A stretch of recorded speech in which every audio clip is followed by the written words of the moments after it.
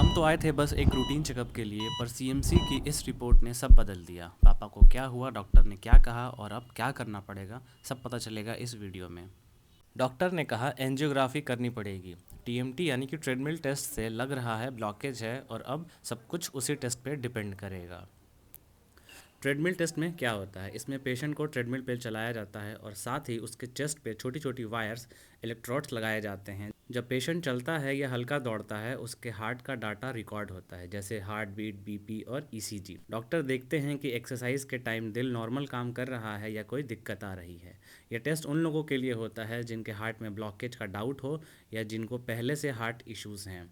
बस सिंपल सा प्रोसेस है, लेकिन डॉक्टर के सुपरविज़न में होता है। डॉक्टर ने हमें कामली समझाया, कल आपको एडमिट होना पड़ेगा और एंजियोग्राफी करनी होगी। अगर ब्लॉकेज मिला तो वहीं पे स्टेंट भी लग जाएगा। कोई चॉइस नहीं थी। एडवांस पेमेंट किया और डिसाइड हो गया कि नेक्स्ट डे एडमिट करा देंगे। अब हम वापस रूम चले गए। अगर आप भी सीएमसी वेलोर या फिर वेलोर में कोई भी हॉस्पिटल आ रहे हैं अपने चेकअप के लिए तो छाता लाना ज़रूर भूलें नहीं, क्योंकि यहाँ बहुत धूप होती है।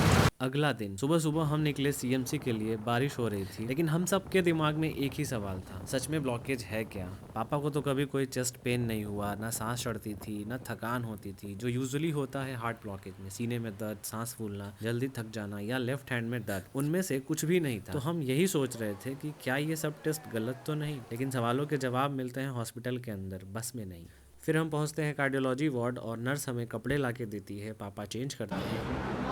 एक दिन रखेगा वैसे, अगर निकलेगा तो एक दिन। नर्स ने हमें एडवाइस दी कि यहाँ पेशेंट के साथ सिर्फ एक अटेंडेंट ही रहेगा।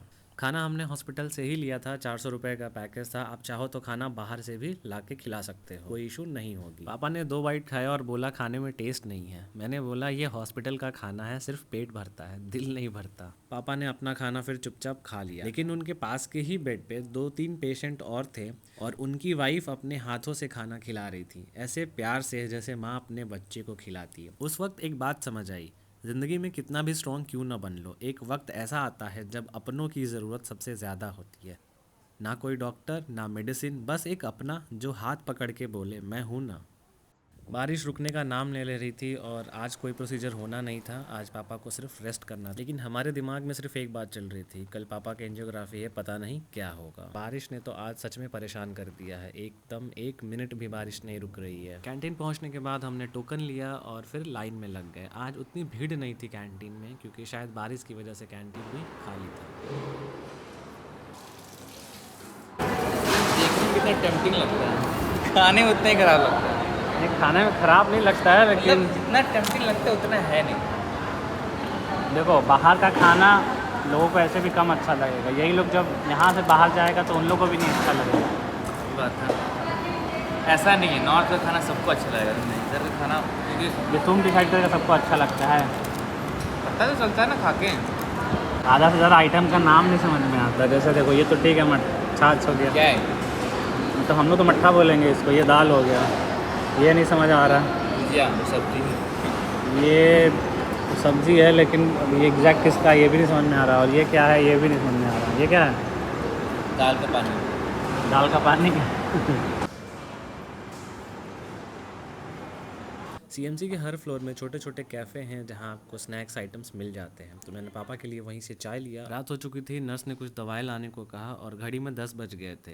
और 10 बजे के बाद ये रूल है कि मेल अटेंडेंट्स अलाउ नहीं है वार्ड के अंदर। अगर पेशेंट के साथ कोई लेडी है तो वो रुक सकती है, वरना आपको रात वार्ड के बाहर ही बितानी पड़ेगी। और रात में रुकने के लिए एक अलग से पास मिलता है, तो अगर आप रुक रहे हो तो आप पास बनवा लेना। और अगर आप नहीं चाहते हो रुकना तो आपको फीमेल अटेंडेंट मिल जाएंगी। 300 रुपीज़ के आसपास चार्ज लगता है और आपको नर्स ही प्रोवाइड करा देंगे। गोलू ने डिसाइड किया कि वो रुकेगा और मुझे रूम जाने को बोला। रात को 11:30 बजे तक शायद लास्ट बस मिलती है। अगली सुबह वो दिन आ गया जिसका कल से इंतज़ार कर रहे थे। पापा की एंजियोग्राफी थी आज। अभी भी दिल में सबके वही सवाल था, ब्लॉकेज है या नहीं, कितना % है, और अगर ज़्यादा हुआ तो फिर क्या करेंगे, स्टेंट लगाना पड़ेगा, ऐसे ऐसे ख्यालात हमारे मन में आ रहे थे। फिर गोलू ने बताया कि अनु भी आ रही है पापा को देखने के लिए। सुना तो थोड़ा सुकून मिला कि चलो अब फीमेल अटेंडेंट की ज़रूरत नहीं पड़ेगी।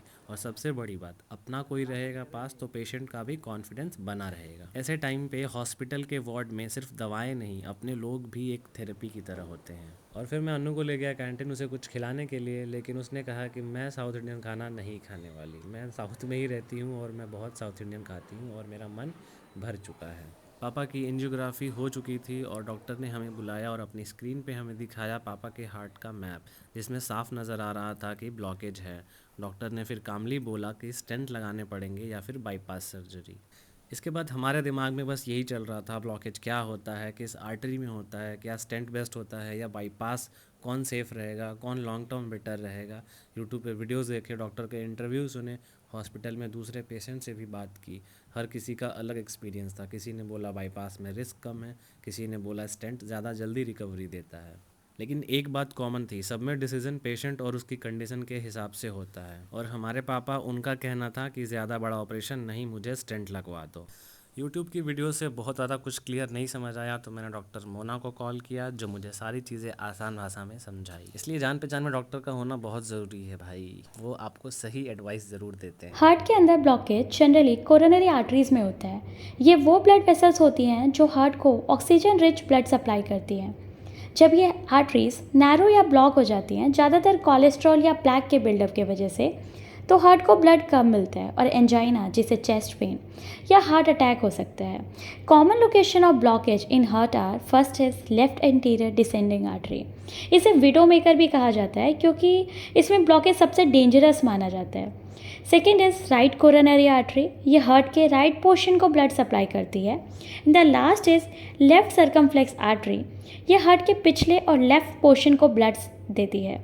एंड इफ ब्लॉकेज हो चुका है then there are only two options, one is stent and the last one is bypass. Stent एक छोटा सा एक्सपेंडेबल ट्यूब है जो कि इंसर्ट किया जाता है आर्टरी में ताकि हार्ट के ब्लड फ्लो को रिस्टोर किया जा सके। कार्डियोलॉजिस्ट एक इंसीजन करते हैं, उस इंसीजन में स्टेंट के साथ एक कैथेटर अटैच होता है, उसके साथ एक इन्फ्लेटेबल बलून अटैच होता है, उसे इंसर्ट किया जाता है, वो मूव करता है ब्लॉक्ड आर्टरी की तरफ। आफ्टर रीचिंग देयर बलून को इन्फ्लेट किया जाता है ताकि वो पुश करे ब्लॉकेज को towards the arterial wall. After that deflate किया जाता है बलून को और उसको कैथेटर के साथ बाहर निकाल लिया जाता है और स्टेंट को वहीं पे छोड़ दिया जाता है। वो जो स्टेंट है अब उस ब्लॉक्ड आर्टरी को खोल के रखता है और दोबारा से ब्लॉक्ड होने से बचाता है। After the procedure you may be discharge in few hour और द फॉलोइंग डे। वार्ड में आपको नर्स 5 बजे ही उठा देती हैं और इसके बाद फिर रात में कितना पानी पिया, कितने बार वॉशरूम गए, टॉयलेट कितना किया, ये सारी चीज़ें रिकॉर्ड में मेंशन करती हैं। कुछ देर के ऑपरेशन के बाद स्टेंट लग गया और पापा को कुछ 3-4 दिनों तक ऑब्जर्वेशन में रखा गया। हर दिन उनका बीपी, शुगर, ईसीजी रिपोर्ट देखते और हर बार एक ही प्रार्थना करते कि सब ठीक हो जाए, पापा जल्दी घर चलें। और फिर वो दिन आया जब डॉक्टर ने बोला आप घर जा सकते हो। पापा के चेहरे पे सुकून था, उन्होंने हल्की सी स्माइल दी और बोला चलो अब सीएमसी का चक्कर ख़त्म होगा। आज की रात सीएमसी में आखिरी होगी और पापा को कल सुबह डिस्चार्ज। ऑपरेशन सक्सेसफुल था, हम भी लाइट हो चुके थे तो मैंने वक्त सही बताइए।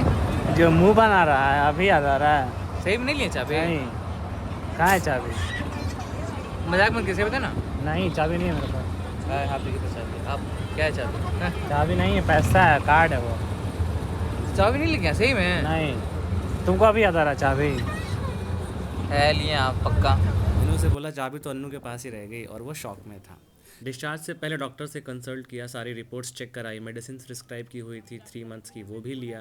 प्रिकॉशंस बताए गए, तीखा नहीं खाना है, तेल कम, स्ट्रेस लेना नहीं है, थोड़ा ले क्या खाना है क्या नहीं खाना है, ये सारी चीज़ें। पेपर वर्क थोड़ा कॉम्प्लेक्स था, कहीं ग्राउंड फ्लोर कहीं सेकंड फ्लोर, कभी बिलिंग कभी डिस्चार्ज काउंटर, ऊपर नीचे करते करते हम थक गए। लेकिन हाँ, हर बार एक ही ख्याल आ रहा था, पापा घर जा रहे हैं तो ये सब चलता है। घंटों का पेपर वर्क ख़त्म हुआ और इसके बाद हम पहुंच गए कैंटीन। आखिरी बार आज खाना खा रहे हैं कैंटीन में। आज लाइन भी बहुत ज़्यादा लंबी है, भीड़ बहुत है। इसके बाद हम पापा के पास पहुँचे। ऐसे ही पूछता है, सुनिए। हॉस्पिटल का सफ़र कभी आसान नहीं होता, लेकिन जब अपने साथ हो तो हर मुश्किल का सामना किया जा सकता है। सीएमसी का सफ़र थोड़ा थका देने वाला था लेकिन सिखाने वाला। पापा के चेहरे की मुस्कान देख के लगा बस इससे ज़्यादा कुछ नहीं चाहिए। अगर आपका भी कोई डाउट हो या सीएमसी से रिलेटेड कोई कन्फ्यूज़न हो तो कमेंट ज़रूर करें, मैं पूरी कोशिश करूँगा हेल्प करने की। पापा के डिस्चार्ज के बाद लगा कि हॉस्पिटल का चक्कर ख़त्म हो गया, लेकिन ऐसा नहीं था।